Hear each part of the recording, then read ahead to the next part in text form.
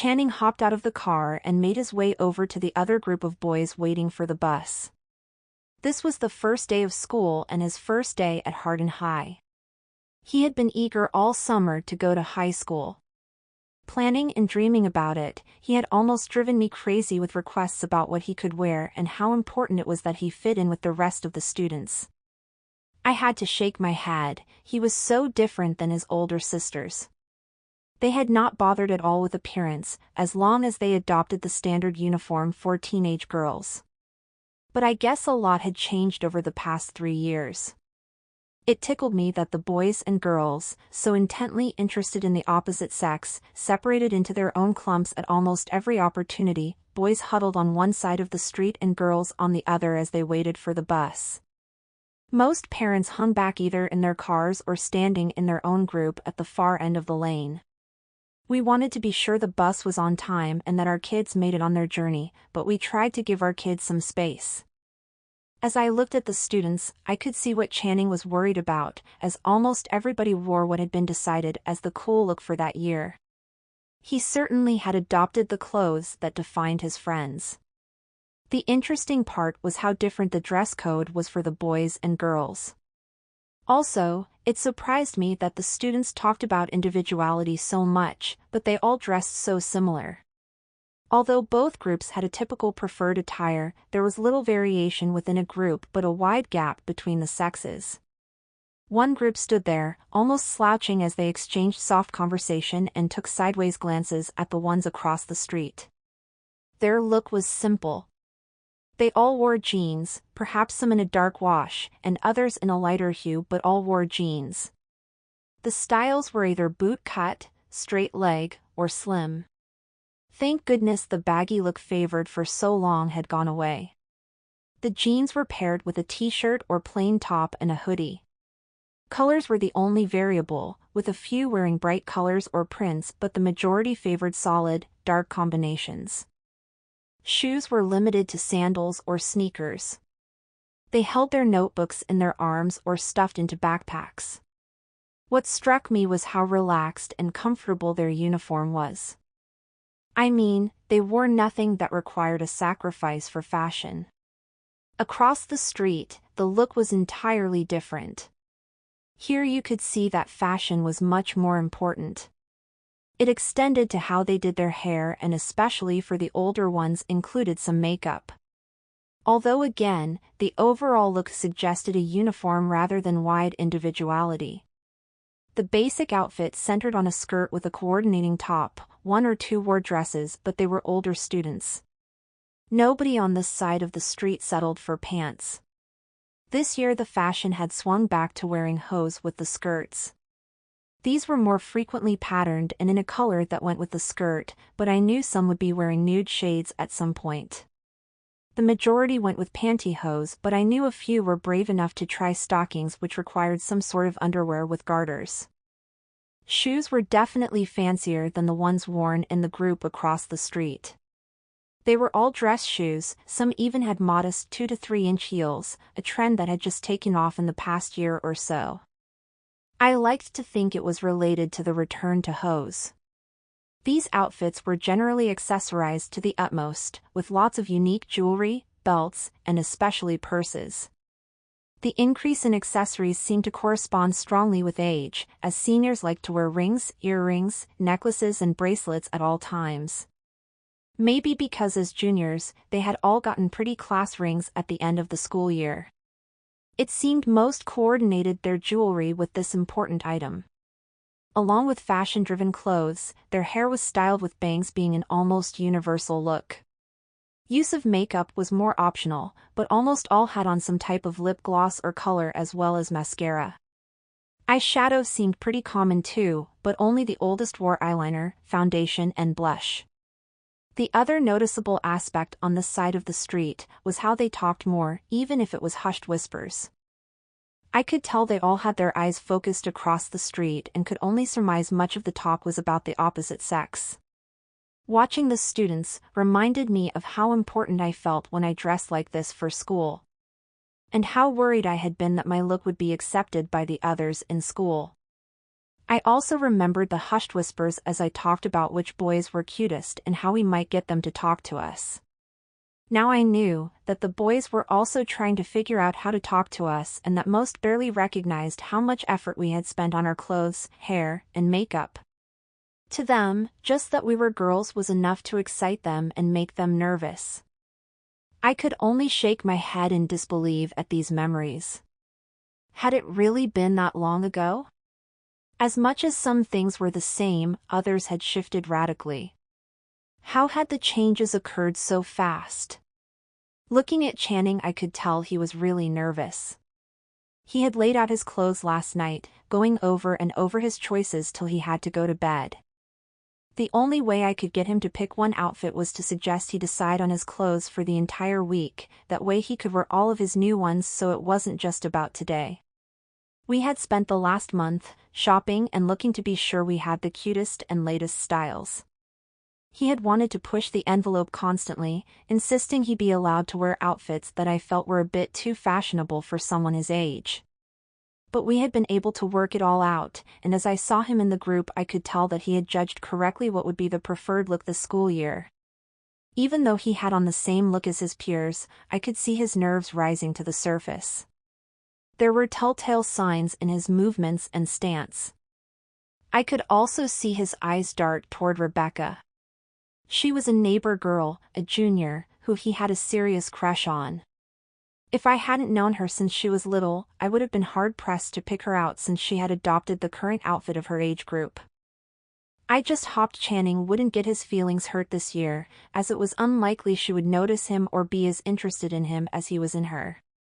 Again, I could sympathize with Channing as I had a big crush on a boy older than me in high school too. I just hoped his experience was better, although it taught me a lot about respecting myself. Despite these thoughts, my main interest was in how the fashions had swung so quickly. I guess it all started with how the high fashion industry looked to expand their market and parlayed interest in a new area with an investment in professional sports leagues. Some trend watcher for the fashion industry had noticed how teen boys had been dressing for the past decade. Although many still wore jeans, a majority had begun to wear shorts almost exclusively. They even wore them in the winter, despite the cold, by pairing them with heavy coats and hooded sweatshirts. This attraction to shorts was largely driven by sports, especially professional sports. The heroes for many boys were basketball and soccer professionals, so they emulated them by wearing the long baggy workout or game shorts. If not athletic shorts, they wore baggy styles with a multitude of pockets. Both kinds were worn in sizes several times bigger than needed, extended to the knees or beyond and being very, very loose.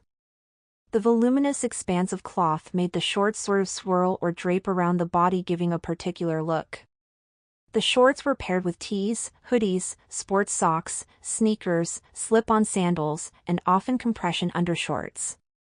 All of these clothes were also featured by their sports heroes, so the link was easy to understand. What the fashion professionals saw was an opportunity to slip in designs that would open this niche market to them and their products. So first of all they linked into the pro leagues, finding and signing the top stars to lucrative contracts. They also inked their teams, and in some cases like soccer, their whole leagues. Once they had the bell cows, so to speak, then they began to alter the uniforms to work in fashion flair. Flair that could be marketed to teen boys. They had done similar things many years ago with girls and young women by focusing on actresses and singers. I know I followed certain singers when I was a teenager. But this linkage was easier as girls were already aware of fashion trends. They hoped to do the same with boys, thus increasing their market size. They also knew that once they had someone clued into fashion, it was easier to keep them buying designer items most of their adult life. The first modifications they made to the shorts were to add some decorative touches, such as pinstriping, color patterns, or embroidered images. Many of these were associated with the team name or mascot, but they also introduced other images or colors that would be marketable beyond the team recognition. Concurrently, they modified the fit. A first step was to make the shorts fit tightly from the waist down to just below the crotch, so they hugged the body. The legs would then flare out in the typical loose style, which was common. Other alterations included lowering the crotch and shortening the legs, adding a zipper to the waist, shortening the legs alone, and adding a center flap in front and back. The changes in short designs were usually paired with changes in the jersey. The most common being to extend the length of the jersey, which was then worn outside of the short, so that it resembled a tunic, or modifying the shoulder straps, for example making them skinny and adjustable for length. More times than not, a long tunic top was paired with shorts featuring short legs. The new styles were usually introduced for special games or events, resulting in more than a dozen new uniform looks per year per team. The variety of styles reinforced the idea of change in appearance being positive. The process produced results almost immediately, transferring to teen boys almost seamlessly. What caught the fashion industry off guard was how receptive the consumer was to changes that might have been deemed feminine before. Some designers intentionally added traditional female looks to their uniform lines just to evaluate the potential for sales in the public market. A couple of modifications tried early on were to move the waist zipper to the side and to widen the front flap so that it resembled a skirt, essentially becoming a girl-style skirt. Both changes were received positively by boy customers. Other feminine changes, such as shortening the legs to a 3-inch inseam or less, usually required combining the change with an attached undergarment. Boys had long worn compression shorts under their regular loose shorts, so the idea of an attached longer leg, tight-fitting lycra spandex undershort was readily accepted and became a bestseller. That allowed fashion designers to add flair to that part of the garment as well. The undershorts soon feature bright colors, varied trims, or mesh panels. Eventually, the pairing of a very short inseam, 1 inch, for the outer legs, with an equally short undergarment leg became accepted as well. The last modification was to just replace the outer short with a flared skirt. Boys seemed to have no problems with this design as long as the attached undergarment was there. Soon it became commonplace to see a wide variety of styles, colors, and fashions for boys' shorts, many of which looked more like skirts. The final step was to just extend the jersey tunic to mid-thigh and pair it with a coordinated compression undershort. Despite being essentially a shift-style dress, designs like this sold well too. Compression shorts weren't the only underwear item that fashion designers produced. They saw how well they sold and rapidly introduced other items as part of an integrated look. Boys were now used to tops that featured straps of various widths and styles, so pairing a camisole-like undershirt of the same lycra spandex material with the undershorts became widely accepted. So did adding a smaller brief to wear under the compression short. These were little more than a bikini or even thong style modified to cover male genitals. The designers were very ingenious in these products, eventually selling the concept that a built-in molded cup, or more popular, a safety pad in the crotch, was practical. This style featured a foam molded cup in front with padding, leaving a center space for a boy's penis, so it could be tucked between the legs inside the pad and kept out of harm's way. The design created a smooth, rounded mound in front, more or less making all boys' crotch areas look similar. Padding was soon added to other garments, allowing boys to appear with rounder buttocks, wider hips, and even a more projecting chest. It was amazing how far the concept was taken and accepted by the consumers, as long as their sports heroes endorsed them. Many of the changes had progressed to the point where the stars didn't actually wear them but encouraged boys to wear them in commercials, and because the stars wore similar items, the new fashion still flourished. Because of all this promotion, I found myself looking at Channing similarly dressed this morning. He had fully adopted the newer looks, and had been determined to wear them to school. So over the summer, despite my resistance to some of the more style-forward fashions and our arguments about them, he had worn me down, so I compromised in almost every area. He had insisted that he wanted completely matching lingerie, although he called them undergear. So underneath his clothes, he had on a string bikini featuring a thick safety pad, a shaper brief with satin honeycomb patterned panel in front and around each leg and rounded buttock padding, a camisole with similar satin panels across the bust to highlight the padding that gave him the twin cone-shaped projections that were in vogue this fall, and a short chemise slip. They were all in a soft pastel called honey blush, a golden almost glowing color. Channing had also insisted he be allowed to wear the sheerest stockings attached by short garters to his brief. They were in almost iridescent silver with a ribbed pattern. I argued they were impractical for school, but he nearly had a fit as he was sure most boys would be wearing such hosiery. Amazingly, he was right. Every boy at the stop was wearing some type, although pantyhose were common and a few stuck with the more opaque tights style that had been popular last season. His outerwear was coordinated, of course to match his new undergear. His top, truly a blouse, was a long-sleeve, whisper-light nylon in a sheer silver that matched his hose. I had argued very strongly against the style as too provocative for school, but he matched my arguments with the modesty conveyed by his chemise. Plus he countered, the silver, gold, and black were his school's colors. In truth, since boys had no busts to speak of, the sheer top did not really reveal much other than his lingerie. The skirt was a short, very tight style that only went down an inch or so past his stocking top and featured a pleated detail at the rear hem. The lycra-like material meant that the skirt clung to his curves, mostly generated by the padding in his brief.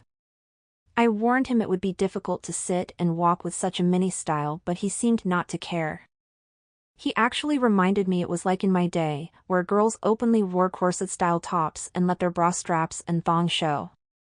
This was as close as he came to admitting that the new fashions for boys were more similar to previous women's wear than not.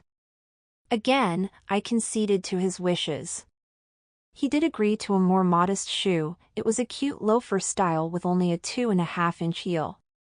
Once he had bought his favorite in black, he wore it for days around the house to be sure he could walk without any wobbling or false steps. Of course, he needed a purse that matched. He had shopped relentless to find one that was a matte black, with an intricate gold pattern that looked remarkably like the honeycomb details of his lingerie. I wasn't sure he really needed one, but honestly he had no pockets and refused the idea of a backpack, so there was little other choice.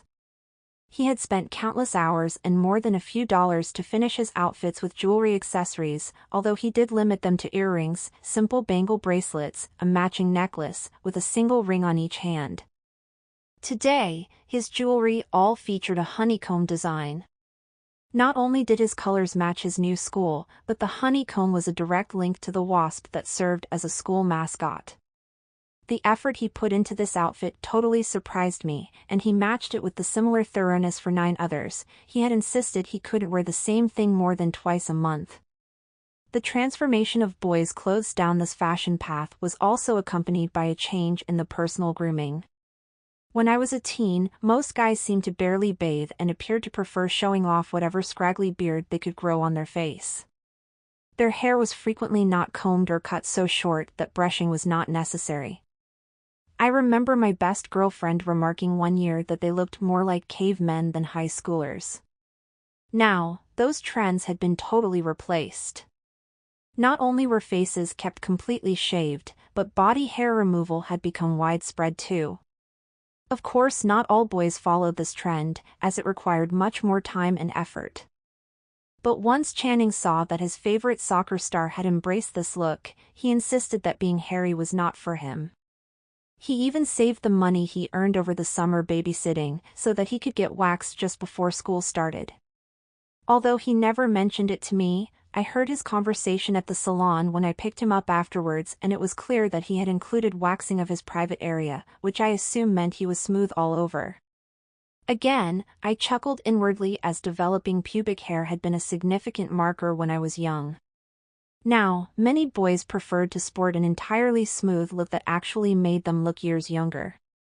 Again, Channing's commitment to this new fashion constantly amazed me.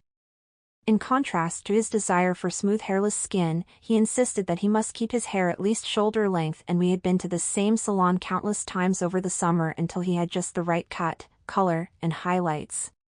He kept it perfectly shampooed and used a wide variety of styling products and even begged me to let him use my curling iron, so the ends would curl under to frame his face. It all seemed so extreme to me, but since women's fashions had moved away from elaborate hairdos, I relented. I mean, I didn't even use my curling iron anymore anyway. I did demand he restrict his cosmetics to lipstick, eyeshadow, mascara, and nail polish. He was way too young for foundation or eyeliner. He agreed and practiced using them seemingly endlessly until I had to admit he looked very attractive. Channing was lucky in that he had full lips and big open eyes. He acquired a range of colors so that he had a lipstick and eyeshadow palette for each of his outfits. Today he wore a matching nude lip and nail color with just a hint of rose and a shimmery gold shadow that was perfect companion to his other golden items. As he stood there with the other boys, I felt proud seeing how nice he looked. I had at first been a little embarrassed by how different he looked than how I grew up seeing boys. However, once I realized it was a very popular trend, I adjusted to seeing him with what I would have called a feminized look. As the bus roared up to the stop, the kids began to shift toward the opening door. As if by mental telepathy, the two groups merged into one line. Usually 2 or 3 of each sex were clustered together in the line, and Channing was no different. He remained close to his best friend Jonathan as the line inched forward. But as the line formed up, a tall brunette girl stepped in right behind him. It was Rebecca. She moved closer to him and sort of leaned his way, and I could see her make a comment.